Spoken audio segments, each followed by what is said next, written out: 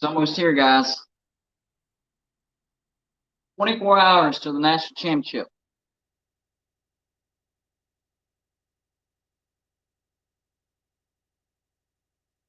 Now, I was thinking about the entire 2022 college football season. What's happened, even what's happened on my own channel, Golden Blue, the transformation that this channel has gone through. It's gone through a big one. We started 2022 with I think it was right around 3,000, approaching 4,000 subscribers. Now we're sitting at over 12,000 subscribers. I'd say we had a pretty good 2022. We more than doubled our subscriber base. But beyond that, the interaction between myself and you guys, the viewers, the subscribers, it's blown me away. I mean, we've done a remodel of the background, which is not complete. We still have some stuff to do. I know a lot of people still ask about the pinwheel of penance. It will be back. I promise. It will be back. But we got to finish some other things before we can do that. But I still have everything. Just because you don't see it doesn't mean that I don't have it.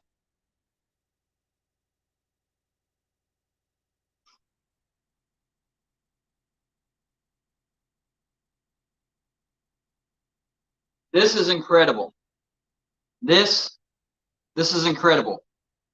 Whenever I got my P.O. box before the start of the 2022 college football season, I was not expecting this. Not just this, but behind me. All sent by subscribers and viewers. Every single one of those mini helmets, the flags, the towel, the hats, everything sent by subscribers. Pennants sent by subscribers. Montana pennant. Really? Wasn't expecting that.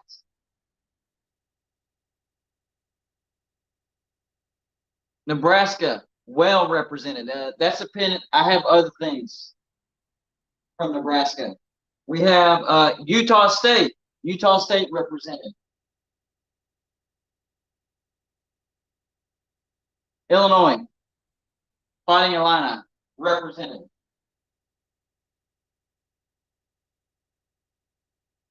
Montana State. So we got the entire state of Montana represented here in Golden Blue. We have Northern Illinois.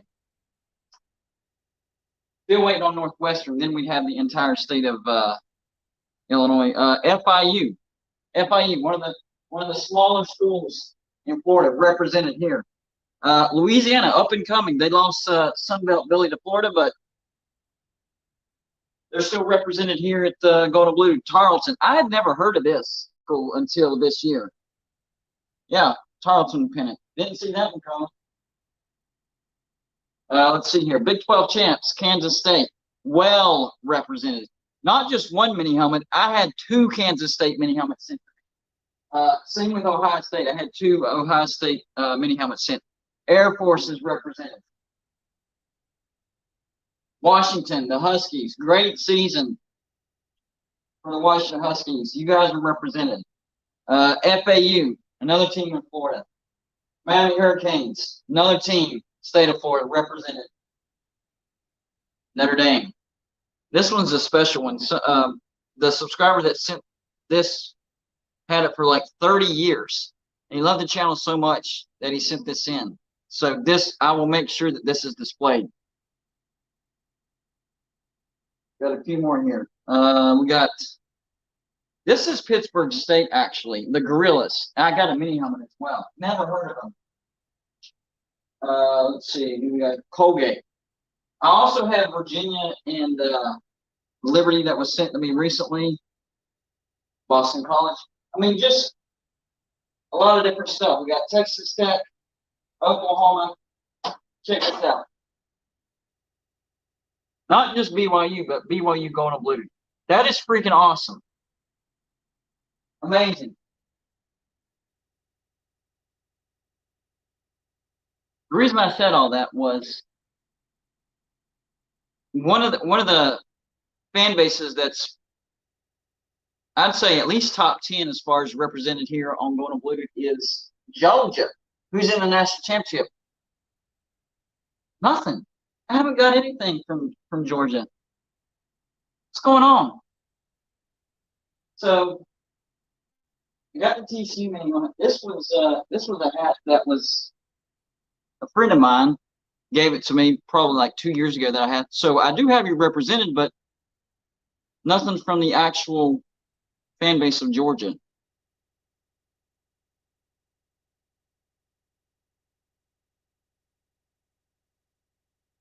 Great year for Going Unblued. Massive growth, a lot of interaction. You guys basically made my background. I mean, this is all you guys. I didn't buy a single thing. None of it. You guys sent it all. So I'm very very very grateful for that.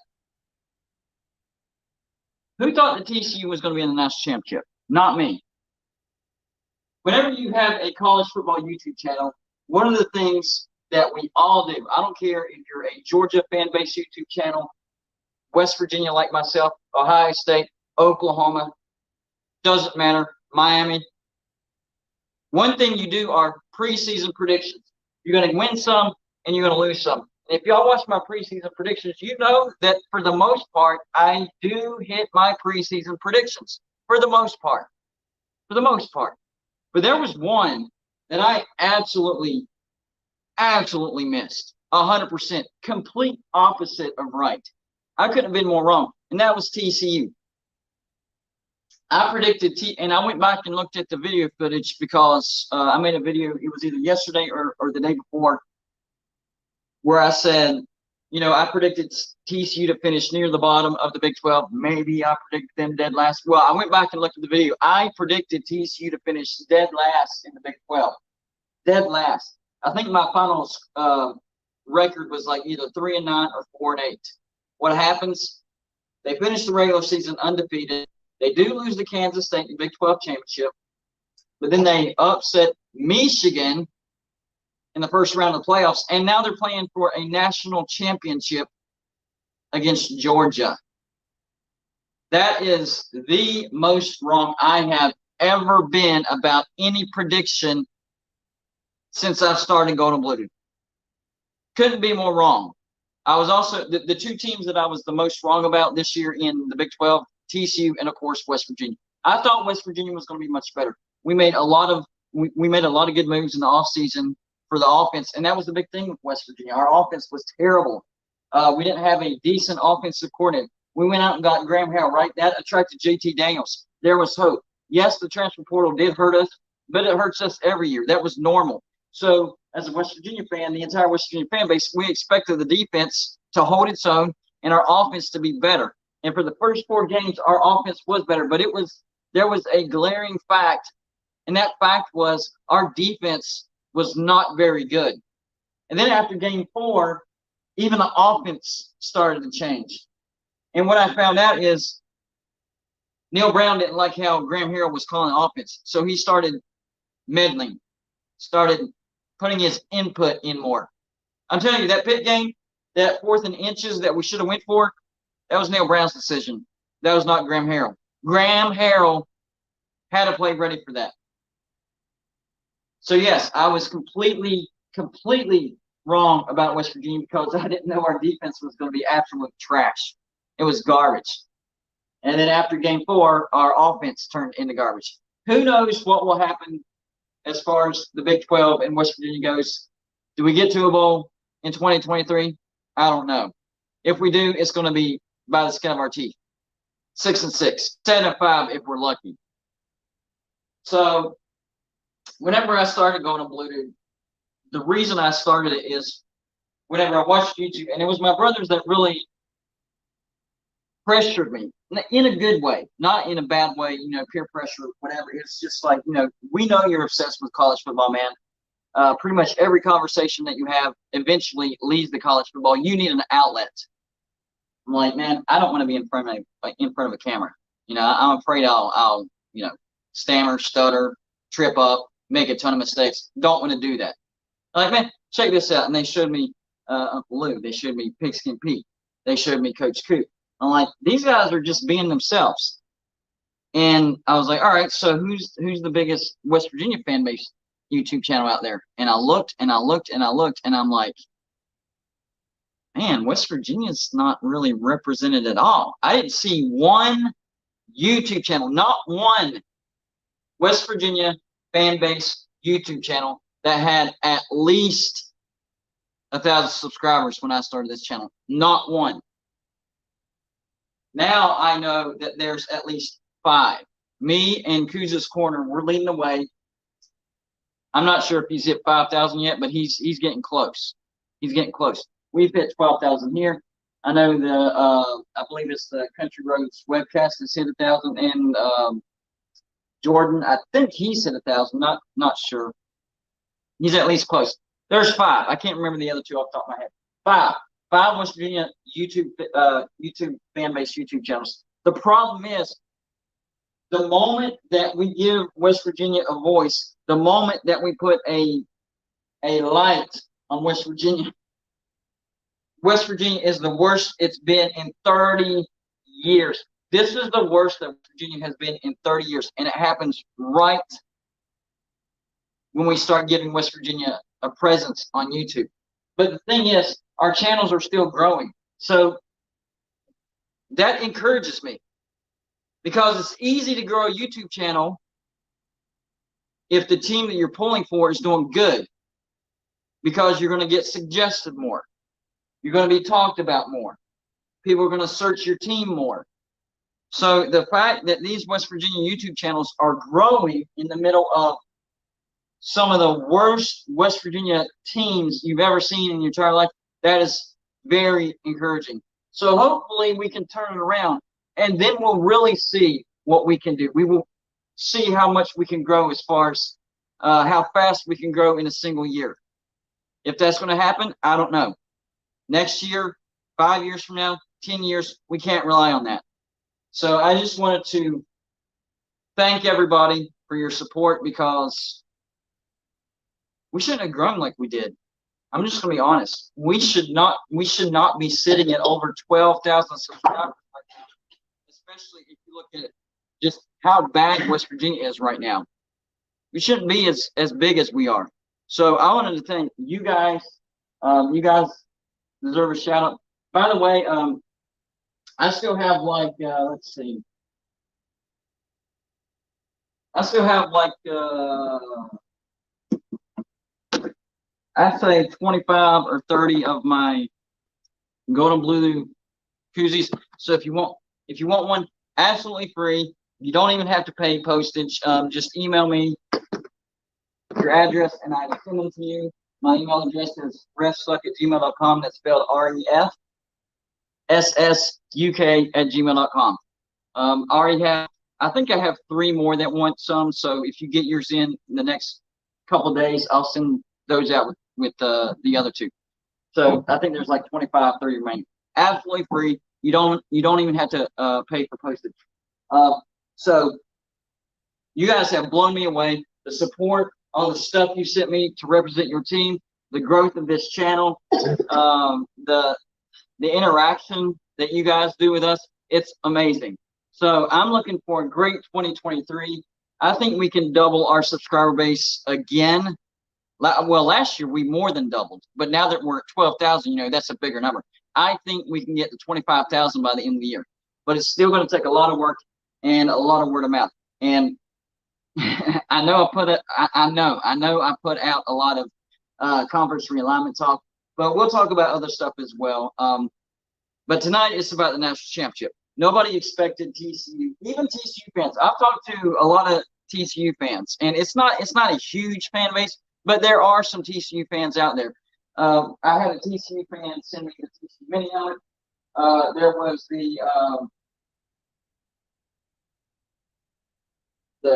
this TCU thing. So yeah, they are out there.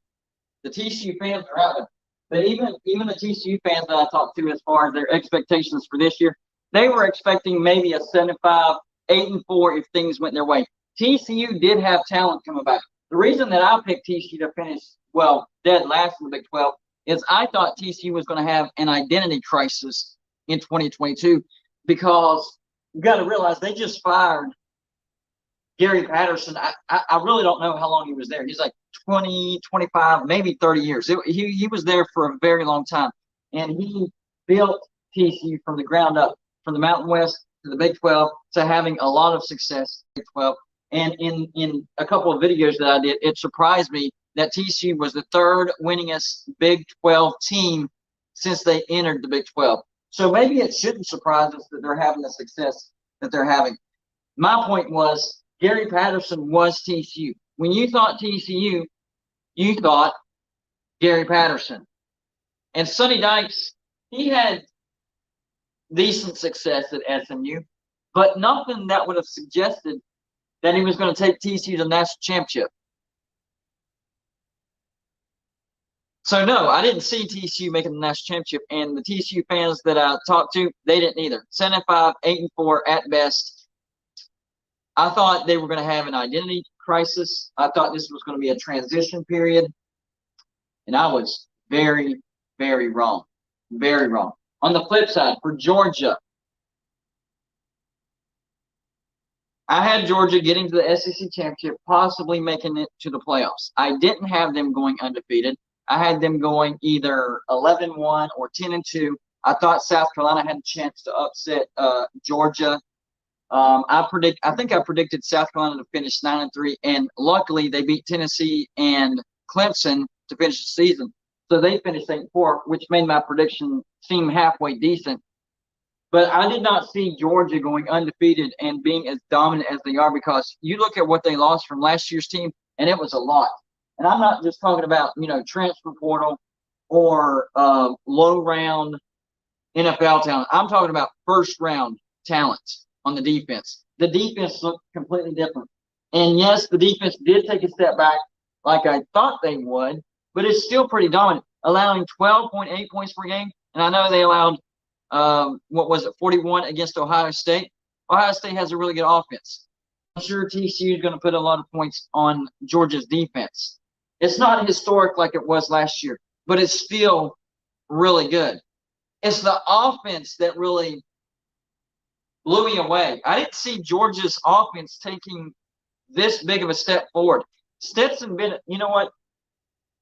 Stetson Bennett might be the most underrated quarterback that I have ever seen, ever. People are still doubting him. He's putting up Heisman-type numbers, and people are still doubting Stetson Bennett. And I think the reason is because of the phrase walk-on. Former walk-on. It's kind of a label that's been plastered on his chest, and it just keeps creating doubt. He's a former walk-on. He's going to slip up soon. He just has a bunch of talent. He's going to slip up soon. It's too much pressure. There's no more excuses. There is no more excuses. Stetson Bennett is the real deal, and he's just really, really underrated. And it's kind of a shame, if you ask me. I think he's a really good quarterback. He was at the Heisman Trophy ceremony. What else can you say? I mean, that's at the top. Hillbilly Skeptic, thank you for the $5 donation. It says TCU was missed because of Big Ten bias. Oh, okay, that's a good point. Not the second best conference. How many Big Ten will be preseason top 10? Yeah, that's a good point, because if you think about the Big Ten, as far as good teams, you have Ohio State, of course, Michigan, of course, and Penn State. Last year, you added Michigan State. Beyond that, there's not very many good teams in the Big Ten. They're not very deep. I think the thing that really confused me or made me pick wrong was the fact, yes, Michigan had a soft schedule, but at the same time, they did blow out Ohio State on the road, and Ohio State is a good team. I understand that the Big Ten is not very deep. I don't think it's an elite conference right now because of the Big Ten West. The Big Ten East is actually pretty good, but the Big Ten West is trash. I mean, let's be honest. Well, not trash, but mediocre at best. They're mediocre at best. It is what it is. So Michigan goes on the road. They blow out Ohio State, and even though their schedule wasn't difficult at all, they did go on the road and beat Ohio State. Maybe I put too much stock in that. But if you look at the other game that happened later that evening, Ohio State only lost to Georgia by 1. So it's not like Michigan went on the road and blasted a bad Ohio State. Ohio State is a good team. Maybe it was just a bad matchup. I think the problem is we're just underrating or overlooking TCU. That's the problem. I saw a comment in one of my videos the other day that somebody said, well, I think TCU just got an easy matchup in the first round of the playoffs. What? So wait a minute. If TCU got the easy game in the first round of the playoffs, then that means Georgia got an even easier game in the first round because the team that they beat, Ohio State, got blasted by the team that TCU beat in Michigan. So that comment doesn't make any sense. I don't think there was any easy first round matchups. They were both competitive games, and I think the outcomes just surprised everybody. That's the bottom line. Michigan wasn't an easier opponent than Ohio State. Michigan blew out Ohio State. So that comment, I didn't understand. I didn't understand why somebody would write that. How is playing Michigan an easier matchup than playing Ohio State? Because Michigan absolutely torched Ohio State on the road. Bottom line is TCU is just better than what we thought.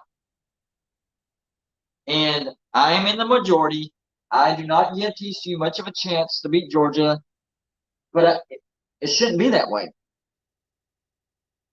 I can't put my finger on it. I don't know why I'm still doubting TCU, but I am. Maybe it's the brand. Maybe it's TCU. Maybe we're just not used to TCU being good. Maybe it's TCU losing to Kansas State in the Big 12 championship game, and then Kansas State goes on and gets absolutely humiliated by Alabama in their bowl game. Maybe that's it. I don't know. I can't put my finger on it. I'm just being honest. I'm still doubting TCU. But I did the same thing whenever they played Michigan. I thought Michigan was going to absolutely blow them away. I think what was my final score prediction? I think it was like 38-21, something like that. Like not even close. And for this one, it's more like 38-28. So I have Georgia by 10.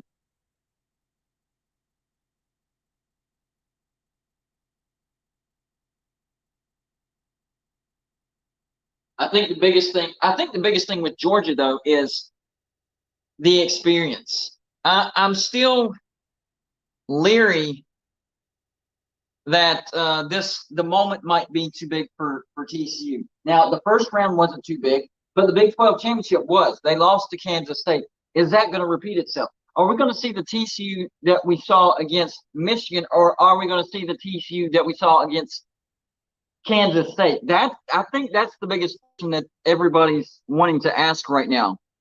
Hillbilly Skeptic, thank you for the $5 donation, says, the only big wins by Ohio State and Michigan are against each other, drummed out of playoffs every year. How are they elite? That's true.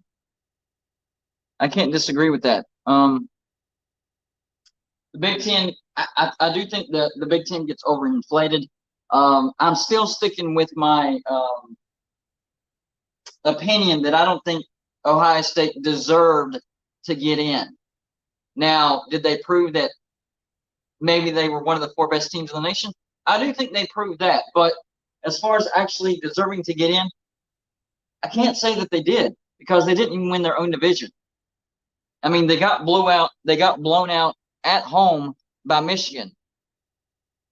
So I'm still not going to back off that. I can switch it up and say they proved that they were one of the 4 best teams because they took Georgia to the wire. They make that field goal, and we're having a completely different conversation. If Ohio State kicks that field goal and makes that field goal, we're talking about a national championship that nobody saw coming. Right now, as is, nobody saw TCU making the national championship. If Ohio State would have beat Georgia, the entire national championship would have been a matchup that nobody saw coming. FSU 45, good to see you, buddy. Thank you for the $10 donation. Said, good evening to Golden Blue Dude. I think the national championship will be good. I agree with that. But Georgia isn't taking TCU serious. Okay? It sounds familiar because that's what Michigan did to TCU. Go Mountaineers. You might be right. You might be right. I will say this. I don't think Georgia fans are taking TCU seriously. And I'm not saying all Georgia fans, but if you look at social media, YouTube channels, message boards, for the most part, not everybody. This is not 100%. I'm not trying to lump all Georgia fans into this, but for the most part, I would agree. I would say that Georgia is not taking TCU seriously, and if that's true, which I don't know if that's true. I just know the fans themselves aren't necessarily taking TCU seriously. Maybe the team, that's a different story. This is the national championship, last game of the year. You want to go back to back. Hasn't been done in a while. Georgia was on a 40-year drought. They end the drought, and now they're trying to go back to back. Who thought that was going to happen? I mean, Georgia fans, this generation didn't know that they would even see another championship. They didn't know. Now they're looking down the barrel of back to back. So there's just so many storylines in this scenario, and the thing that Georgia fans need to get used to now is being the new Alabama as far as people not liking you. Because when you start having as much success as Georgia is starting to have, people start to turn on you. Last year, everybody was pulling for Georgia because they were going up big, bad Alabama. Nobody likes Alabama. They win it almost every other year. Just beat Alabama. We're sick of Alabama. Georgia is turning into that. So people will turn on Georgia because they are starting to dominate. They are starting to have success, and now they are the bad guys. So now, people that aren't Georgia fans are saying, yeah, we want TCU to beat big, bad Georgia. And are Georgia fans ready for that? Are they ready to be the bad guy? Because they've been the underdog, for so long. Now the roles are reversed, and that might be a little uncomfortable. Man, why do people all of a sudden not like us? We were the underdog last year. Pretty much everybody was pulling for us because nobody likes Alabama because they're having too much success. Now nobody likes us. I don't know if they even care. I don't. Maybe they don't care, But it is definitely a role reversal for Georgia fans. So I'd like to see how Georgia fans are taking not the success, because success is easy to take. I mean, it's, whenever you're having success, that's easy. It's whenever you fail, that's tough. Not that, it's just being treated as the bad guy, as, the one that Georgia is the team that everybody wants to lose. That's a fact. Unless you're a Georgia fan, Georgia is the team that everybody wants to lose. Now, there are some fans from other SEC teams that, stick with the SEC conference homer type of thing that want Georgia to win. But besides Georgia fans and the SEC conference homers, basically everybody wants TCU to beat Georgia. If you ask me who I want to win, I'm not going to lie. I'm going to tell you, I want TCU to win. But if you ask me who I think is going to win, I think Georgia's going to win comfortably. I hope I'm wrong. I really do. But I don't know. I guess it goes back to that question that I posed earlier. Which TCU are we going to get? Are we going to get the TCU that lost to Kansas State? And yes, they didn't get blown out. They got beat in overtime. And it was questionable coaching that lost that game, because when they went to overtime, it was 3rd and goal, 4th and goal. And, of course, they went for it on 4th. And they were like a yard away from the end zone, from the goal line. What is wrong with quarterback sneaking these days? Why have coaches in 4th and short situations, I mean, a yard or less inches, why do coaches not want a quarterback? Instead, they want to go shotgun and either run an option, spread option, or, try to fake the defense out and throw a tight end, or a handoff, a draw, a delay. Like, you line up in shotgun, you're having to make up 3 more yards. If you're going up against a fast defense, you're not going to make up those 3 yards. They're going to get you in the backfield. So I don't understand the coaching decision in that overtime by Sonny Dykes and the 2 plays that he decided to run. You have 2 plays to get 1 yard. I would have quarterback snuck that thing 2 times in a row. I mean, you have a mobile Max Duggan. If you can't get a yard in 2 downs, then maybe you didn't deserve to win. So I kind of felt bad for TCU because I thought they lost that game because of bad coaching. But still, they were in the situation to where they could have lost. They had to come back again. That's another thing that factors into this. How many games during the course of the regular season and the Big 12 championship, how many games did TCU have to come back and win? I know off the top of my head 4. I believe there were 4 games where they had to come back to win. And both times that they played Kansas State, they had to come back. The first time at home against Kansas State, they had to come back to beat Kansas State. In fact, Kansas State was down to their 3rd-string quarterback whenever TCU finally did come back and beat Kansas State. Second go around, Howard quarterback the 2nd string because Martinez was still out. He's going to be a good quarterback, by the way. I think Kansas State's going to be good, even though they lose Deuce Vaughn. They basically get back everybody else. It just depends on what the transfer portal looks like, but they're going to have a good quarterback next year. So Kansas State beats them with their 2nd string, although he's a really good quarterback. So that's the situation that I'm in. And Georgia will be the best team that they've played all year long. I compared Georgia and Michigan. I thought they were very, very similar. I actually, before the playoffs started, whenever the playoff field was announced, I actually predicted Michigan win the national championship. I thought they were actually prepared this year. I thought they were hungrier this year. I thought it was going to be Michigan and Georgia, and those 2 teams very, very similar. And I just thought Georgia was going to be, Michigan was going to be just a little bit better. So TCU has already played a team that's very, very similar to Georgia. The only thing that's different about Georgia is their run game. They have 3 running backs that can run it down your throat, and they can stay fresh. Dejon Edwards, Kenny McIntosh, and Kendall Milton. All 3 of those running backs can wear your defensive line out. That's what really worries me. And then, of course, Stetson Bennett, even when you do get pressure on the guy, he can make something out of nothing. And his accuracy has improved dramatically over the past 2 years. Last year, Georgia fans were actually mad whenever JT Daniels came back from his injury that Kirby Smart stuck with Stetson Bennett. And then, of course, JT Daniels transferred to West Virginia. And Georgia fans were like, man, what did we miss out on? You didn't miss out on much.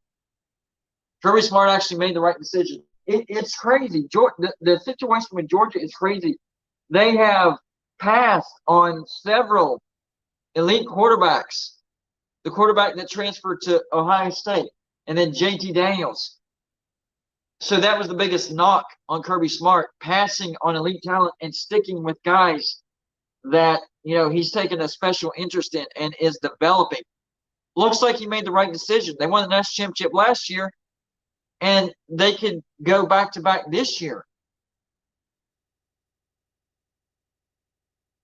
So maybe we were all wrong. Maybe it was Kirby. Maybe Kirby is smarter than we think when it comes to quarterbacks.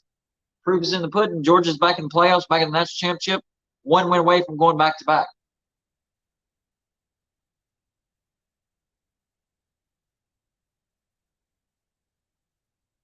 And Max Duggan and Stetson Bennett, they are very, very similar. Of course, they both went to the Heisman Trophy ceremony, and they're going to outwork everybody. They might not be the most elite quarterback. They might not be the most accurate. They might not be the strongest, but those 2 are workers. So we're going to see 2 quarterbacks that are going to try to outwork each other.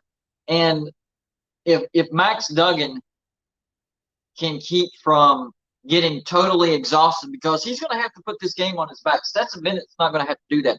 Stetson Bennett has a much, much better defense to rely on. Stetson Bennett has a much, much better running game to rely on. For TCU, Max Duggan is going to have to put this game on his shoulder. I think they're starting running back Miller is going to be out for the national championship. Now the backup, I forget his last name. The backup did really well against Michigan, but their starter Miller, I think he's still going to be out for the national championship. So there's going to be a lot of pressure on Max Duggan for that offense. Now he does have Quentin Johnson, who I think is one of the best wide receivers in the entire nation, and I think he's going to be a great NFL receiver. But as far as talent surrounding him, Stetson Bennett has a lot more talent surrounding him, especially on defense.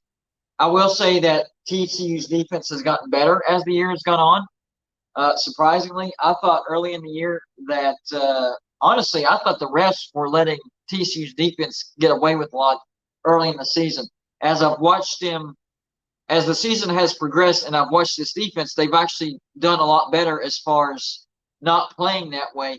Because if you watch TCU's defense during the first half of the year, they were almost too physical. It almost looked like that they were pass interfering on almost every play.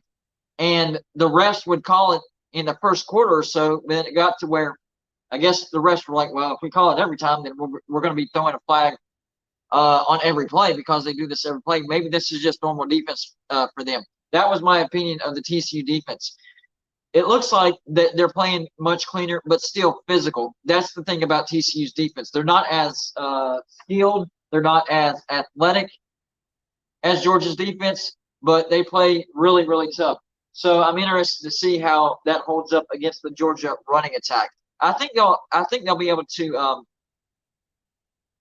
I think they'll be able to not really stifle Stetson Bennett, but I think they'll be able to keep Stetson Bennett from doing the big play.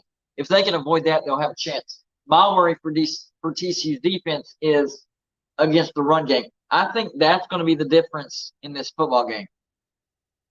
Because if you look at how Georgia plays any one opponent, they don't play anybody the same. They win in different ways. I go back to the Kentucky game. Oh, man, final score 16-6. They could have lost that game. Well, if you went back and watched the game, that game really wasn't ever in doubt. So their game plan for that game was to shorten the game, run it down Kentucky's throat, and play good defense. And it worked. So I'm interested to see what type of game plan they have against TCU. Are they going to play the shorten the game, run it as much as possible, and just move the chains, not worry about scoring a ton of points? Or are they going to approach it the way they did against Ohio State and, air the ball out whenever they need to? Run the ball effectively, yes, but take shots. Because Georgia does not game plan the same for every team that they play, and it works. So that's the biggest thing that I'm going to be looking at is what game plan did Kirby Smart come up with against TCU? If I had to guess, I think we're going to see Georgia blitz more. I think we're going to see more 7- and 8-man fronts against TCU. They're going to want to get pressure on Max Duggan. They're going to want to make him uncomfortable. Yes, he's a dual threat quarterback, and he can escape and make plays with his arms. But Georgia knows that they have an athletic defense and that they can run him down if they need to. So on the defensive side of the ball, I think Georgia will blitz TCU more, and they're going to put a ton of pressure. We're going to see – I could be completely wrong, but I think we're going to see Georgia blitz probably more than we've seen them blitz in any game the entire season. Because they're going to want to make Max Duggan make decisions quickly.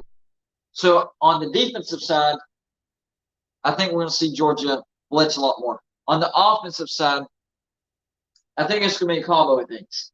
If the opportunity is there, they're going to take their shots. But I think they're going to lean more towards shortening the game, wearing TCU's defense out, and then, in the second half, whenever TCU's gassed on the defensive side of the ball, that's when they can air it out and maybe stretch that lead. I think the first half is going to be more about wearing that front seven for TCU out, or trying to, at least attempting to. They're going to run it, move the chains, not worry about scoring a ton of points, just wear TCU down by halftime, and then in the second half, that's where all the points will come. Maybe I'm completely wrong. Maybe they hang 30 on TCU in the first half. I don't know. That's just the styles that I'm seeing on the field. That's a guess. That's my guess as far as Georgia's game plan. TCU's game plan. How is TCU going to game plan Georgia? I think they're worried about Georgia's run game. I do. But I don't think they're going to do the same thing as Georgia. I don't think they're going to blitz a lot. I think they'll keep their linebackers close, but they're not going to blitz. And they're probably going to want to keep that front seven fresh because they know that running game, the running backs are going to stay fresh. You got 3 running backs that are averaging over 5 yards a carry. So they're going to want to keep that front seven fresh. Limit big plays. That's going to be number 1 priority. Limit big plays. So if they want, they're going to choose. You're going to have to pick a poison whenever it comes against Georgia, and I think that TCU will pick run. So put that play directly into Georgia's game plan, perhaps, but they want to keep that big play at bay because we saw what happened in the Michigan-Ohio State game. Michigan, other than they didn't have a ton of offense, but they had 4 or 5 plays that went 45 yards for a touchdown. It was at least 4. It may have been 5. So TCU is going to want to avoid that. So I think TCU will choose the run. We'll see. On offense, I think they're going to try to confuse the Georgia defense. I think they're going to run different. If you've watched TCU this year, they've ran the same play under like 3 or 4 different formations. I think that's going to be the key for this game as far as TCU trying to confuse Georgia. It could be the same play as the play before, just out of a completely different look, because TCU is comfortable at doing certain things and they're good at doing certain things. But in order to not be predictable, you want to give different looks to that defense. I think that's what TCU is going to try to do to Georgia. I just don't think they have the athletes to keep up with Georgia. But you know what? I said the same thing against Michigan. This is this one's made my head spin over the past week. It has made my freaking head spin because, like I stated earlier, Michigan blew out Ohio State on the road. Ohio State gave Georgia a heck of a game. They were a field goal away from winning that game, right? TCU beats Michigan, who blew out Ohio State. I had Michigan blowing out TCU. But if you go back to championship week, TCU got beat by Kansas State in overtime, and Kansas State got beat by Alabama convincingly. You know what? The only thing that would surprise me, there is only one scenario that would surprise me out of this. Only one. And that's if TCU blew out Georgia. That's it. It wouldn't surprise me if Georgia blew out TCU. It wouldn't surprise me if Georgia beat TCU close. And it wouldn't surprise me if TCU beat Georgia close. The only scenario out of any scenario that I can think of that would surprise me in the national championship would be if TCU blew out Georgia. That is it. That would actually surprise me. Anything else? No, it wouldn't surprise me. I mean, we've seen onside kick tries. We've seen 2-point conversion tries. We've seen fake punts and then a timeout during the fake punt or right before the fake punt because Kirby knew that it was going to be a fake punt. We've seen everything, guys. We've seen mind reading. We've seen everything. We've seen everything. This has been a crazy playoffs. And usually in the first round of the playoffs, it's been blowouts, or at least one of them blowouts. And even in the national championship, we've seen blowouts. So I think a lot of people were expecting Michigan to blow out TCU, myself included. And a lot of people were expecting Georgia to blow out Ohio State. I was actually expecting that to be a close game. I had Georgia in a close game. but I did have Michigan blowing out TCU.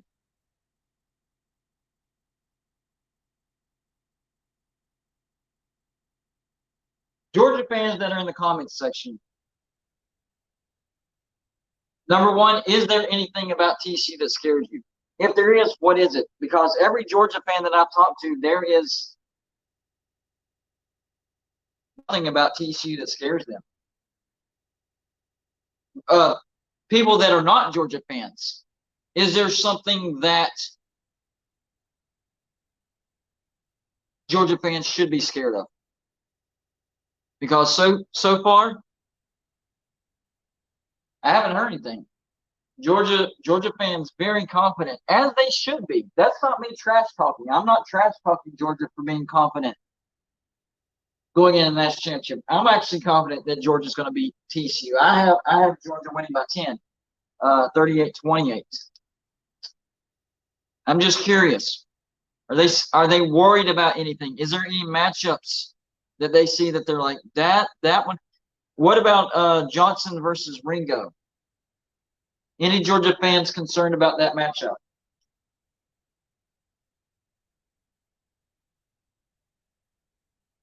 Will that be a matchup? Will they put Ringo on Johnson? If so, are you worried about it? I think that could be one really, really interesting matchup right there. We'll see. And what about the backup running back for TCU? He had a great game against Michigan. Is he going to have a great game against Georgia? Because I think that Miller's going to be out for the national championship as well. Not 100% sure about that, but I think he's going to be out. So yeah, I think. Yeah, Ringo. Did he surrender one touchdown? Is that all year, or was that in the playoff game? I don't know Ringo's stats. Because the one thing that I heard throughout the season, not necessarily against TCU, was as far as the defensive side of the ball goes, Georgia fans weren't happy with what they were seeing with Ringo. I thought he's done all right, but he could be susceptible against an elite receiver like Quentin Johnson. Because remember, Marvin Harrison, he was knocked out of the game for Ohio State, so they didn't have to worry about him. I think it was for like a quarter and a half, something like that, later in the second half. But it's not like TCU has a bunch of elite receivers, but they do have Quentin Johnson. Are Georgia fans worried about Quentin Johnson at all, or do y'all think that y'all can pretty much handle him no problem whatsoever? Just curious. Anyways, those are the questions that I have for the national championship. I think it's going to be a good one. I'll be watching it for sure. Not sure if I'm going to do a live show for it because there's going to be a lot of people doing a live show for it. So don't know if there's going to be a point in it. I'll see. Depends on the interaction that I get on the channel. If I get a lot of requests saying, yeah, I'll watch, then we'll do it. But otherwise, too much competition out there, and I just want to enjoy the game anyways. I think it's going to be a good national championship, but I'm really confident that Georgia's going to beat TCU. I have it 38-28. Like I said, the only thing that would surprise me is if TCU blew out Georgia. That would absolutely shock me. Do you imagine if that actually happened? Wow. Wow. And there was one more thing that I was wondering about before I get off here. So emotionally, what would stick more with Georgia fans emotionally? Beating Alabama last year and ending the 40-year drought, or losing to TCU, who you're not supposed to lose to in the national championship? Which one of those would stick with you more? Which one would impact you more? The joy of winning the national championship and finally beating Alabama, or man, we lost to TCU in the national championship? Which one would hit you just a little bit harder? Would it be the drought ender, beating Alabama finally? I look back on last year, and I expected Georgia to run the table and to win the national championship. And you look at the regular season last year in 2021, and it wasn't even close. Nobody got within a couple scores during the regular season. And y'all already know my opinion about the SEC championship. That thing did not make any sense whatsoever. They got no pressure on Bryce Young. That was the same Alabama offensive line that had issues with Auburn's defense, surrendered sacks to Auburn's defense, and Georgia's defense was much more elite.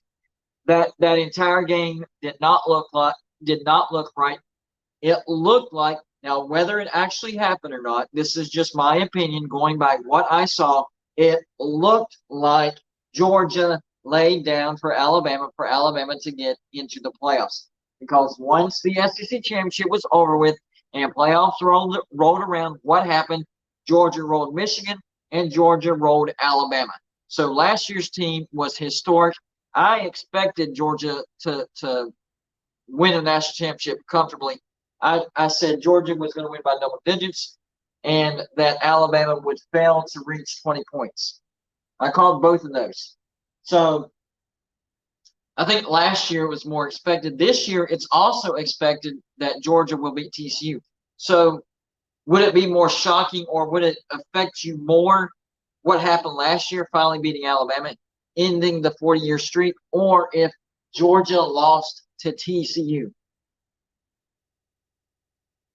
As far as interaction goes and reaction goes, having to deal with pretty much every other fan base if Georgia lost to TCU in the national championship, that'd be kind of rough. Not gonna lie, that would be kind of. You talk about some smack talk, and I'm not just talking about TCU fans. I'm talking about the entire nation. Georgia would definitely get an earful if they lose to TCU.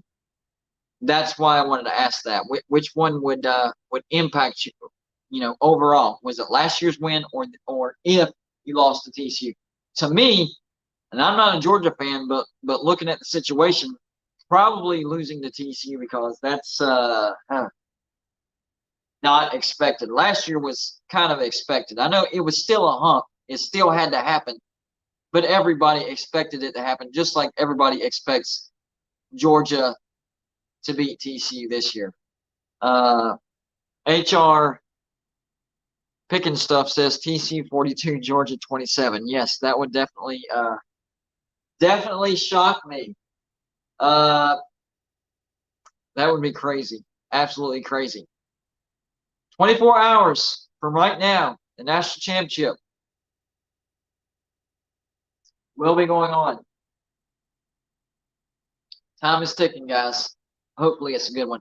Appreciate everybody stopping by and interacting with me. We had a great year at Golden Blue Dude.